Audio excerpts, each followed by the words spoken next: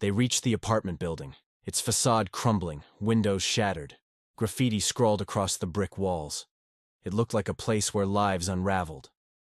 Jack stopped at the entrance, taking a deep breath as he stared up at the darkened windows.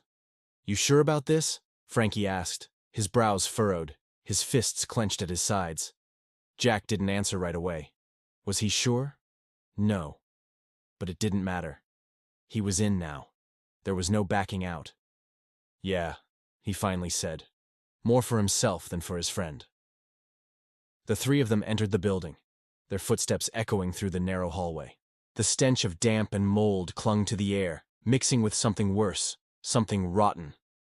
The walls were stained with years of neglect, and the dim light from the overhead bulb flickered ominously. As they made their way to Nicky's door, Jack could feel his heart pounding in his chest, the sound of it deafening in his ears.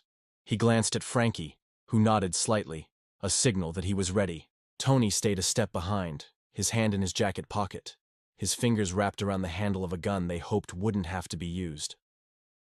Jack raised his hand and knocked on the door, the sound sharp and jarring in the silence of the hallway. There was a long pause, and for a moment, Jack thought Nicky wasn't home.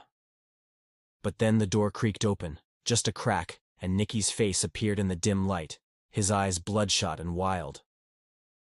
"What the hell do you want?" Nicky snarled, his voice slurred, clearly drunk or high. Maybe both. "We're here for the money," Jack said evenly, keeping his voice steady despite the tension twisting inside him.